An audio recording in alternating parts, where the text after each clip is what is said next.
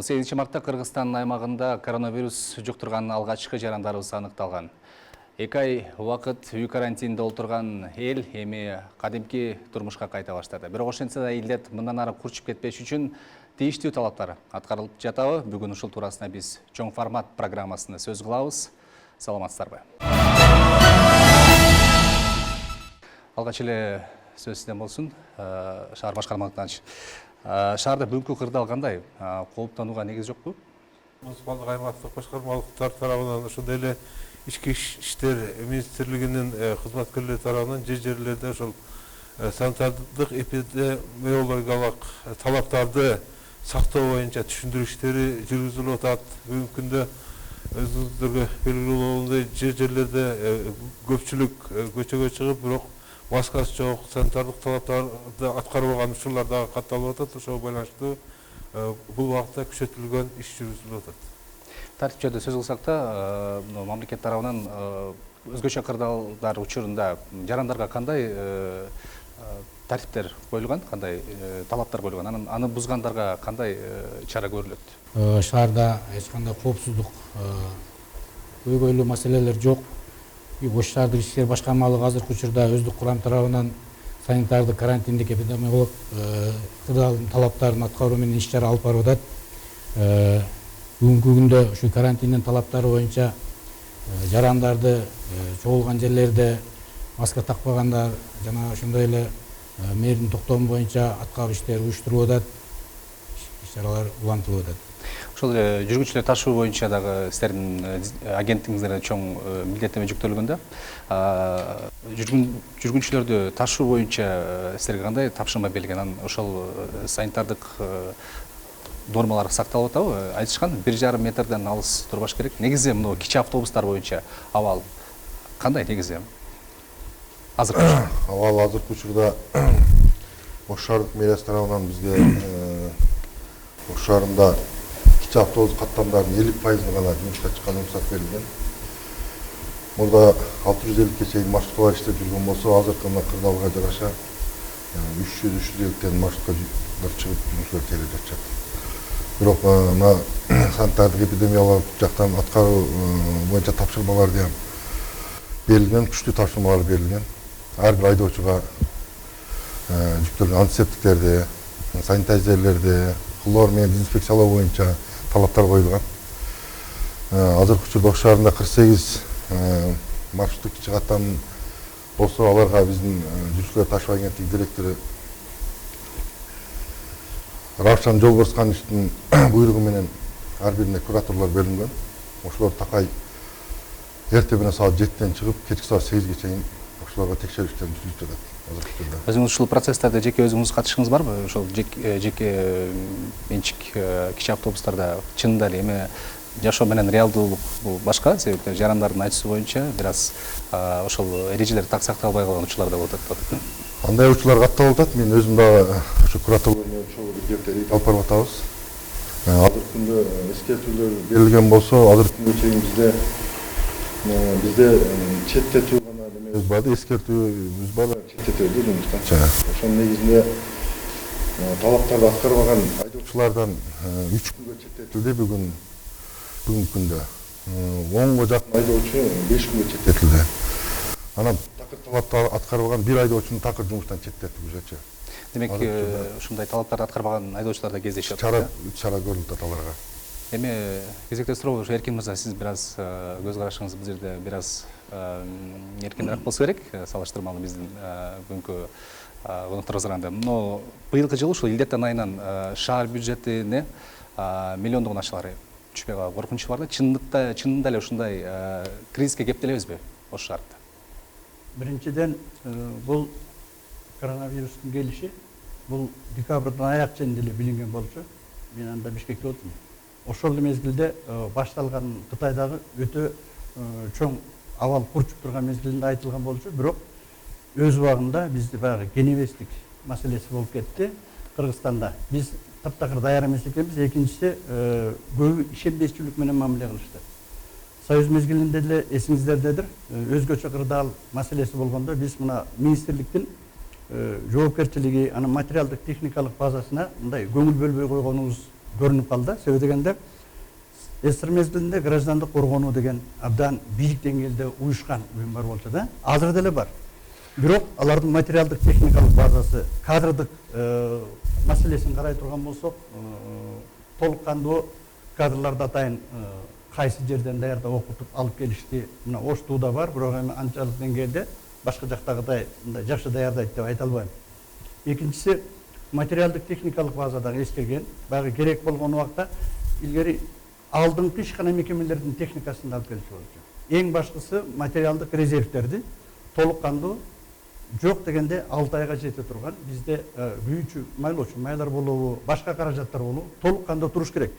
Сөзсүз эле баягы согуш болуп кеткенде же болбосо бир өтө катуу жаратылыш катаклизми болгондо эле окуйда эле пожарник болуп чыгып келебиз да. Бул таптакыр жарабаган практика экенин көрсөттү. Менин жеке пикиримче түштүк Кыргызстанда көбүнчө жаратылыш кырсыктары болуп келет. Түштүк Кыргызстандын жарандык коргонуусу, өзгөчө кырдаалдар министрлигинин башкармалыктарын өтө жакшы күчтөндүрүп, толук кандуу камсыз кылышыбыз керек экени ачык айкын болду. Үчүнчүсү, элибиздин жоопкерчилиги, мыйзамга баш ийбечүлүк, баягы демократиянын шаарданы менен таптакыр эле ойду тоон сүйлөп, көбүнчө ишенбей, мамлекеттик бийликтерди ушулар эле кылыш керектер. Ал эми укугубуз дейт, конституция укугу бар. Бирок ошол эле мезгилде жоопкерчилик маселесин да караш керек да. Мына коронавирус күчөп турган маалда дагы марттын аягына чейин туристтердин саны азайбай койду. Мурун мамлекет аларды башка жакка жиберген эмес. Башка жакта жүргөн жарандарыбыз дагы ушундай кооптуу мезгилде түшүнүү менен кабыл алгандын ордуна кандай гана посттор жазып, ар кандай президентке чейин кайрылышып, ачуу-ачуу сөздөрдү айтып атышат. Эми экономика боюнча да, эми чын эле миллиондогон акчалар түшпөй калышы мүмкүн. Биздин бюджетибиз ансы деле акыркы убакта өтө чоң дефицит менен болуп келет. Биздин Ош шаарынын бюджети миллиардтан эми жаңылашты. Бул өсүү бар. Бирок бул жетишсиз деп ойлойм. Себеби дегенде элдин саны административдик, аймактык мына реформа жүргүзүп тактап алмайын сайын шаар менен район экөө чаташып эле кеткен. Бир жерде карасаң бир көчө районго караса, бир жери шаарга карайт дейт. Бирок шаардын инфраструктурасынан пайдаланып келишет. Ошону тактаганда мына жаңы конуштар бар. Алардын деле толук кандуу госрегистрге барып, каттоодон өтүп, учетко туруш керек. Шаардын жарандары ат башыда жашайсыңбы, Алайкуда жашайсыңбы, айырмасы жок. Биздин жарандар толук кандуу конституцияда каралган өзүнүн баягы ыйгарым укуктуу мамлекеттик органдардын сапаттуу кызматтарын алганга укуктуу.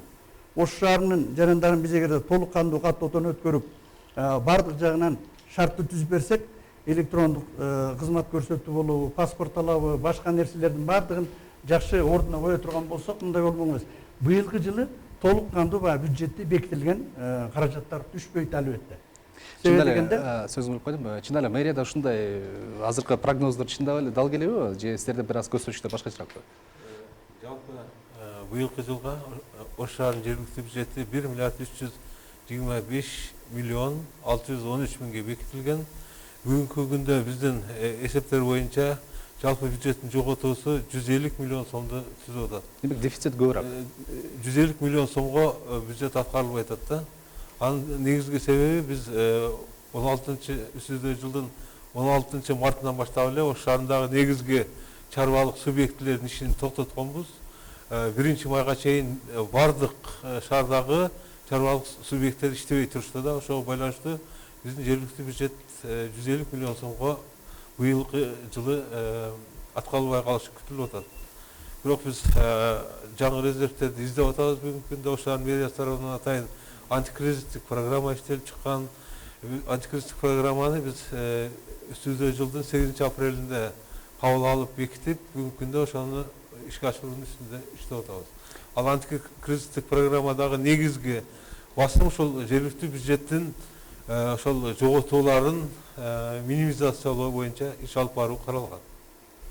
Эми граждандык коргоонго өтүп жатсак, өзгөчө кырдаал учурунда өзгөчө кырдаалдар министрлигине көп милдеттенме жүктөлүп атат. Силерде учурда кандай иш алып барып атасыздар? Анан Ошко киребиштеги блокпосттордун канчасы алынды? Абал боюнча да сөз кылып кетсеңиздер, дезинфекция иштери жүрүп атабы? Баягы хлорлор жетиштүүбү же балким да тартыш болуп атабы дегендей. Рахмат. Анда өзгөчө кырдаалдар министрлигинин Ош шаар боюнча башкармалыгы бүгүнкү күндө өзгөчө кырдаал, өзгөчө абал кирген күндөн бери, 22 марттан бери өзгөчө кырдаалдар министрлигинин Ош шаардык башкармалыгы биз күчөтүлгөн тартипте казарменный положенияда иштеп келатабыз. Өзүңүздөргө белгилүү болгондой Ош шаарында 12 обсервация бар. Азыр ол жерде бүгүнкү күнгө чейин 3658 адам жатып чыкты. Алардын пастелдерин, тамак аштарын өзгөчө кырдаалдар министрлиги биз даярдап берип аттык бүгүнкү күнгө чейин. Азыркы күндө дагы Ош шаарында 310 обсервацияда адам бар, госпитализацияда 43 адам бар. Анан тактап айтып кетсек, ошол өзгөчө абал, өзгөчө кырдаал кирген күндөн баштап биз өзгөчө кырдаалдар министрлигинин Ош шаардык башкармалыгы биз казарменный положенияда аскер кызматкерлери 163 аскер кызматкери Ош шаарында 6 муниципалдык аймакта тынымсыз дезинфекция иштерин жүргүзүп атабыз. Ага Ош шаарынын жаранды коргоонун кызматтары бизге жакындан көмөк көрсөтүп атат. Тактап айтып кетсек, ички иштер башкармалыгы, жашылдандыруу, көктөндүрүү, Ош тазалык, муниципалдык аймактар бизге тынымсыз жардам берип атат. Бүгүнкү күнгө чейин Ош шаарында 3,5 миңден ашык объектилер дезинфекция болуп бүттү, 3 сыйрадан. Имараттардын сырттарын 478.745 километр имараттардын сырттары дезинфекция болду. Ал эми иштери 648.172 иштери дезинфекция болду. Ошондой эле чоң жолдор 558.599 погонный метр дезинфекция болду. Биз ага карабай бүгүнкү күндө дагы жөө жүрүш менен өзүбүздүн пожарный машинабыз шаар ичинде 4 пожарный машина дезинфекция иштерин алып барып атат. Ага мына Ош тазалык, Ош водоканал, водовоздор менен бизге тынымсыз суу ташып берип атат. Ошондой эле биздин жөө жүрүш менен жок, баары жетиштүү, жетиштүү. Анан өзүңүз айтып кеткендей, бүгүнкү күндө бизде хлор аралашмасы, суюк хлорлор 8 тоннага чейин бар. Ошондой эле порошок деп коебуз. Порошогубуз 1,5 тоннадай бар. Анан таблетка деп коет, бул таблетка. 1 тонна сууга 1 таблетка кошулат. Буну атайын СЭСтен бизден кызматкерлер келип бизге өлчөп кошуп берип атат өзүнүн нормасы менен. Ал таблеткадан 375 штук азыр бүгүнкү күндө бар Ош шаарында. Рахмат, биздин программабызга санэпидемстанциянын да өкүлү кошулуп атат. Сизге да суроо болсун. Учурдагы санэпидемиологиялык кырдаал кандай? Алдын ала иш-чаралары кандай өтөт? Негизи эле пандемия бизден алыстап атат десек болобу? Ош шаарында. Бүгүнкү күндө жеңилдеп калды дегенден бир аз алысыракпыз. Али эрте бул нерсени жеңилдеп калды, биз көп нерсени жасап алдыга жылып баратабыз деп айтыш бир аз эртерээк. Чыңалуу басаңдай элек, кооптонуу дагы деле бар. Бүгүнкү күндө өзүңүздөр көрүп атасыздар, чет жактан мигранттардын келгендери көбөйүп атат. Анын үстүнө мына жакынкы күндөрдөн баштап Ош шаарына дагы самолеттер келип конуп келип атат. Ар бир келген мигранттардын баардыгы обсервацияланып, лабораториялык иш аракеттер жүрүп, анын негизинде ковид жуктуруп алгандар алардын арасынан да чыгып атат. Андан сырткары экономикалык ишмердүүлүк жандангандан бери базарлар ачылды, коомдук транспорт жүрүп атат. Ошон кооптуу жерлерде контакт көп болуп атат. Ошон үчүн байланыш көп, кооптуулук дагы деле бар. Аны менен экономика жанданды, аны менен элдердин бири-бири байланышы да күчөп баратат. Ошол эле коомдук жайларда, тамактануучу жерлерде ошол эле эми 50-дөн ашпасын деген да талап болуп атат ушул тамак аш үчүн. Бирок негизги реалдуу азыркы көрүнүштө андай эрежелер сакталган жок, чын айтканда. Себеби ошол эле базарларга барсаң, бет кап тагынган сатуучуларды көрбөйсүн, сейрек кездешет. Ошол эле базарларга барган ошо жөнөкөй биздин жарандарыбыз эле ошого барбай атышат да. Буган сиз айтып аткандай чындыгында эле абал курч эмес деген ойго келип атышабы? Ар бир тармак биздин экономикасын жандандырардын алдында сөзсүз түрдө жолугуш өткөзүп атабыз. Мэриянын кызматкерлери менен, ички иштер министрлигинин кызматкерлери менен бардык ошол коомдук тамактануучу жайлардын жетекчилери менен, базарлардын жетекчилери менен бардыгы менен бир середен чогулуш өткөзүп, аларга тиешелүү көрсөтмөлөрдү берип, анан кийин эрежелерди тапшырып, алгоритмдер менен тааныштырып бардыгын бир середен ушундай кылып ишти алып барып атабыз. Бирок мен толук эле бардыгы 100% сактап атат дегенден алысыраакмын. Сактап аткандар дагы бар. Мындай мен айтып кете турган болчу болсом, ушу эрежени, санитардык эрежелерди жакшы сактап аткан тармак бул банк тармагындагылар биринчи кезекте. Анан кийин жакшы сактап жатышат мына чоң-чоң курулуш компанияларында жакшы сакталып атат. Анан чоң кафе, ресторандарда аракет кылып атышат, жакшы сактап атат. Анан мына базарларда, базардын чекерендеги майда соода түйүндөрүндө чындыгында сактоого мындай эрежени бузганга жол берилип калып атат. Мунун аркасынан эми биз эмне иш кылып атабыз? Биз күнү түнү тынбай ошол эле мэрия менен ички иштер министрлигинин кызматкерлери менен рейдтерди жүргүзүп атабыз. Бүгүнкү күндө рейдтерди жүргүзүп атабыз. Мына 1-майдан бери бүгүнкү күнгө чейин ушу рейдтин жыйынтыгында Ош шаары боюнча ушу 1641 объектини камтып текшерүү жүргүздүк. Анын натыйжасында бир 204 айыппул штраф салынды. Штрафтын суммасы 368.500 сом түздү. Ушундай чаралар колдонуп атат. Бирок ошого карабастан дагы деле болсо сиз айтканда ошо айрым коомдук жерлерде, базарларда бет кап кийбеген, эрежени сактабаган көрүнүштөр бар. Ошол сактабай, эреже сактабаган мекеме ишканалар, ишкерлер боюнча конкреттүү бир санкция киргизе аласыздарбы же киргизип атасыздарбы уже практикада? Киргизип атабыз, санкциялар бар. Айыппул өлчөмдөрү канча? Жеке жактарга минималдык айыппул 1000 сомду түзөт, юридикалык жактарга 5000 сомду түзөт. Минималдыгы. Ал эми максималдуулугу жеке жактарга бүгүнкү күндө биздин колдонуп аткан статья боюнча 7,5 миң, юридикалык жактарга 23 миң сом өлчөмүндөгү айыппул колдонулуп атат. Тартип маселеси боюнча айтсак да, коомчулук азыркы ошол тартип эрежелерине кандай кабыл алып жатат? Анан күч кызматкерлеринин азыркы ушул күчөтүлгөн режимде иштелип аткан ички иштер кызматкерлерине кошумчада акы төлөнөт деп айтышканда, ошончолук канча кызматкерлер ошол кошумча каражаттарды алды? Анан бизге жеткен маалыматтар боюнча ошол төлөмдөр кечеңдеп калган да учурлар болот экен да.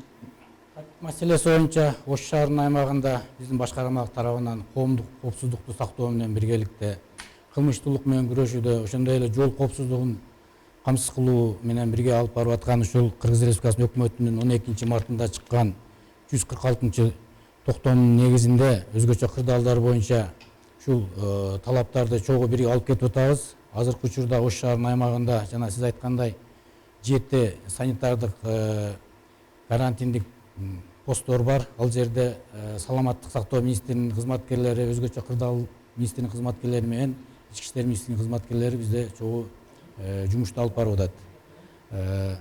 Азыркы учурда шаардын аймагында кылмыштуулук боюнча, коомдук коопсуздуктун алдын алуу боюнча биздин өзүбүздүн кызматкерлер бөлүнгөн, өзүнө жүктөлгөн милдеттерди аткарып келатат. Ушул өзгөчө кырдаал киргенден баштап бүгүнкү күнгө чейин шаардын аймагында 332 окуя катталды. Ал жоруктарга жана кылмыштарга бөлүнүп, алар боюнча тийиштүү тергөө амалдары жүргүзүлүп атат. Ал эми могул өзгөчө абалды бузган боюнча азыр саламаттык сактоо министрлиги боюнча айтып кетти. Бузуулардын кодексинин негизинде, жоруктардын жана кылмыштардын кодексинин негизинде тийиштүү протоколдор, айыппулдар салынып, бул боюнча жарандарга түшүндүрүү иштери жүргүзүлүп атат.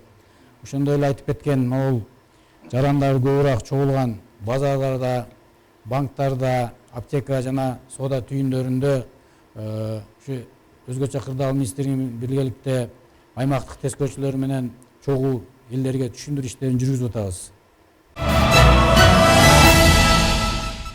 Илдет менен күрөшүүгө мамлекет тарабынан канча акча каражат бөлүндү? Анан шаар казасынан өзүңүздөр канча акча бөлүп короттуңуздар ушул илдет менен күрөшүү боюнча?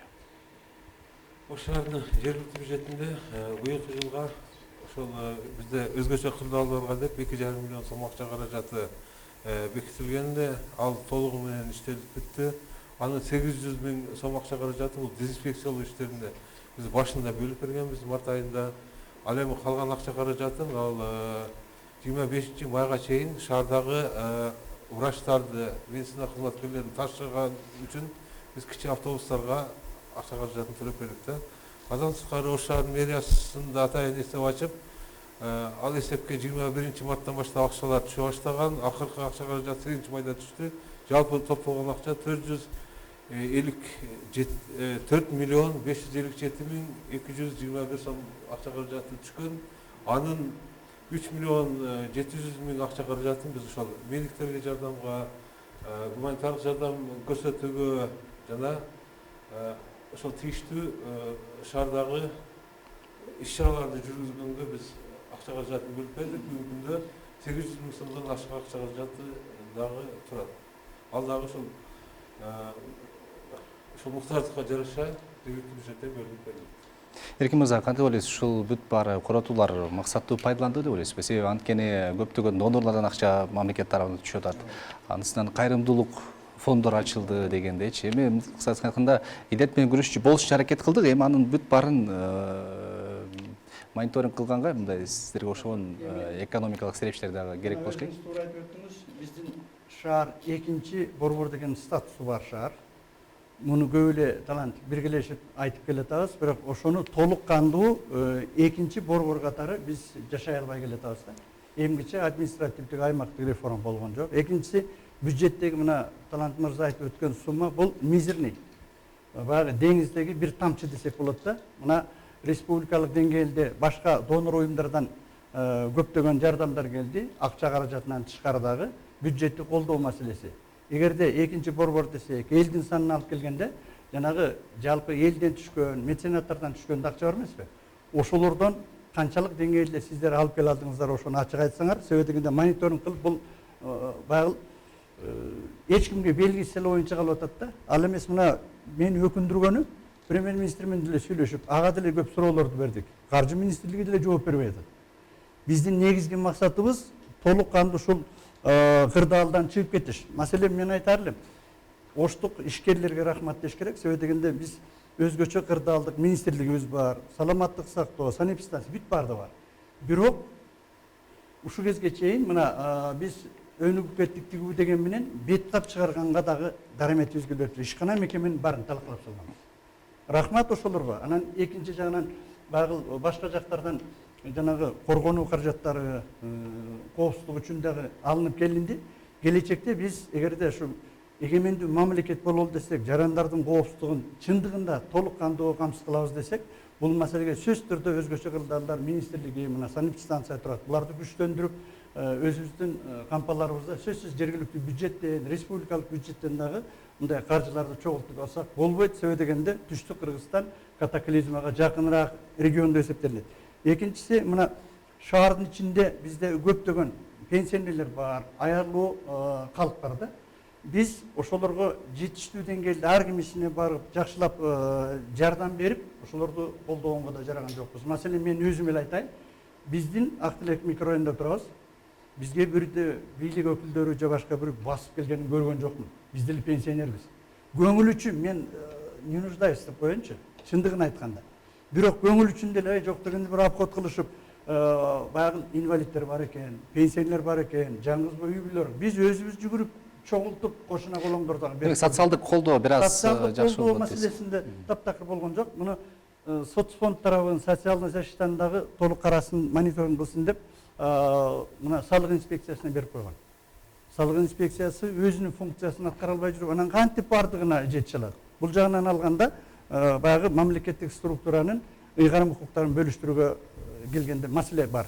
Экинчиси, биз алгач эле даярданбай туруп, врачтарды баягы курал жарагы жок эле кишилерди согушка киргизбегенде болдук. Биздин мына укук коргоо органдары деле ошондой болду да.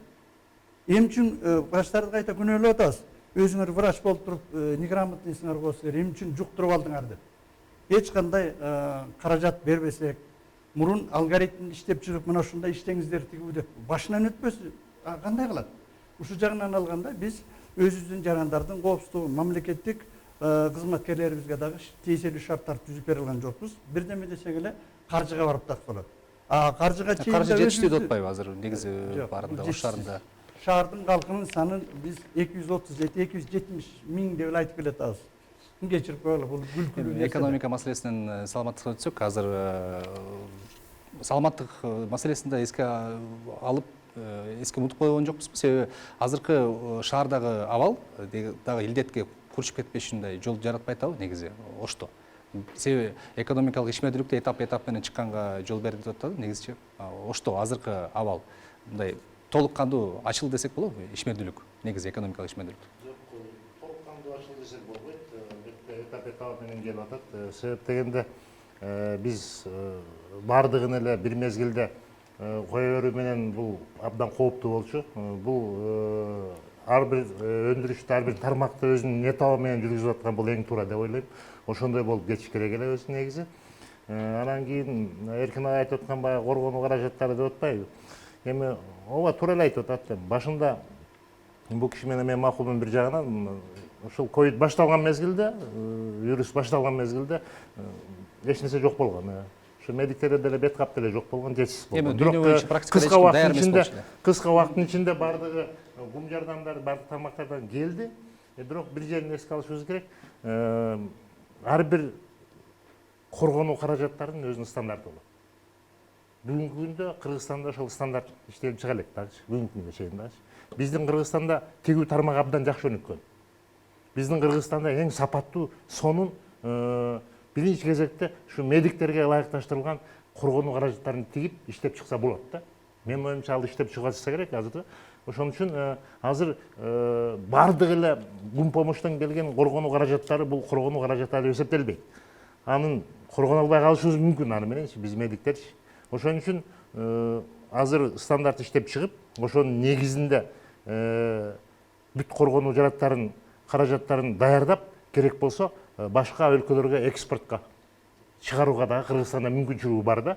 Ушул жагын колго алышыбыз керек да. Ошол стандарт отпайсызбы? Ошол стандарт жоктугунан ошол статистика боюнча 400 медицина кызматкерлери ошол ооруга илдетке чалдыкканда чын дал келет. Анан экинчи жагы негизинен алып келгенде эмне үчүн ушул балким өкмөт жагынан да бир аз шалакылык кетти ушул биздин шалакылык кетиши мүмкүн, бул абдан аз пайызды түзөт. Себеп дегенде ар бир медик деле өзүнүн мындай ден соолугун тобо келге салбайт бардыгы элечи. Ошон үчүн шалакылык деп мүмкүн кандай болот да, мен айтып коеюн, өзүм кийип көргөн боюнча, ошо гум жардам боюнча мурунку жаңыдан келип аткан коргонуу каражаттары менен 1 саатта кийип туруш ал жерде абдан оор. Денең дем ала албайт, тердеп, башка таптакыр башка абалы түшүп калат адамчы. Ошол мезгилде мүмкүн эртерээк чечип жиберет. Анан кийин ошол жерден ошон үчүн себеби стандартуу эмес да, кийимчи. Ошонун айынан жууп калган факт болгон. Бул менин өзүмдүн жеке пикирим, мына өзүбүздүн практикада көрүп аткан нерсе. Ички иштер министрлигинин кызматкерлерине да ушул илдетке чалдыккан кызматкерлер болду. Саны канча? Анан азыркы учурда аларга кандай колдоо көрсөтүп атасыздар?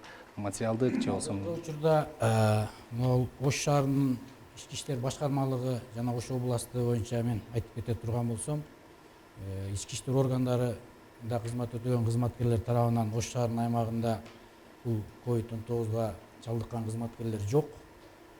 Биз ушул өзгөчө кырдаал киргенден баштап азыр айтып кеткен 12 обсервациялык борборлордо аймактык тескөөчүлөр жана бардык милиция кызматкерлери менен бөлүнүп ал жерде көзөмөл жүргүзүлүп атты. Санитарды карантиндик талаптарды так аткарып сүйүнүшсөк болот. Биз ушу биздин кызматкерлер вирус жуктурган жок. катталган жок. Биздин башкармалыкта катталган жок. Азыркы учурда бардыгы кызмат ордунда. Анан жана айтып кеткендей, өзгөчө кырдаал киргизгенден баштап өздүк курам тарабынан күчөтүлгөн тартипте жумуш алып барылып атат. Айлык манаялар боюнча убагында айлыктар берилип, анан ол кошумча каралган айлыктар боюнча биздин башкармалык тарабынан, жетекчилик тарабынан министрликке табелдер жана ведомстволор түзүлүп, өздүк курамдын иштеген сааттары боюнча биз каржы башкармалыгына жөнөттүк. Азыркы учурда бул маселе каралып атат. Өзгөчө кырдаал боюнча өкмөттө өлкөдө дагы канча дезинфекциялоо иштери да уланат? Кайсыл этапка чейин карап атасыздар шаар ичи боюнча? Эми өзгөчө кырдаалдар министрлиги бүгүнкү күндө деле дезинфекция иштерин тынымсыз жүргүзүп атабыз. Эми бул илдет көзгө көрүнбөгөн илдет экен. Эми ушу илдеттен айрылганга чейин биз дезинфекция иштерин жүргүзө беребиз. Азыр кесиптешим дагы айтып кетти. Ош шаарында өзгөчө абалда 9 пост бар эле. Бүгүнкү күндө 7 пост калып, карантиндик пост. Бүгүнкү күндө Ош шаарына райондордон, областтардан келген машиналарды тынымсыз дагы дезинфекция иштерин жүргүзүп атабыз. Азыр ошо медицинский кызматкерлер, анан ички иштер башкармалыгы, өзгөчө кырдаалдар министрлиги ар служба өзүнүн кызматын аткарып атат. Биз дезинфекция иштерин жүргүзүп атабыз. Анан ошол жерде машинада келген жарандарды, ошо бир машинада канча жаран келет, ошолордун расстояниялары бири-биринен алыспы, аларды дагы бир сыйра текшерип, кызматкерлер өздөрүнүн иштерин улантып атат. Карантинден кийин Кыргызстанда ишмердүүлүк, экономикалык жанданган кийин кайсыл тармак кандай иш алып жатат? Биз ушул жөнүндө сөз кылдык. Бирок ошентсе да Кыргызстанда өзгөчө кырдаал режими уланууда. Ошондуктан биз жарандарыбызга эскертебиз. Санитардык эрежелерди сактаңыздар, өзүңүзгө сак болуңуздар. Амандыкта учурашканча.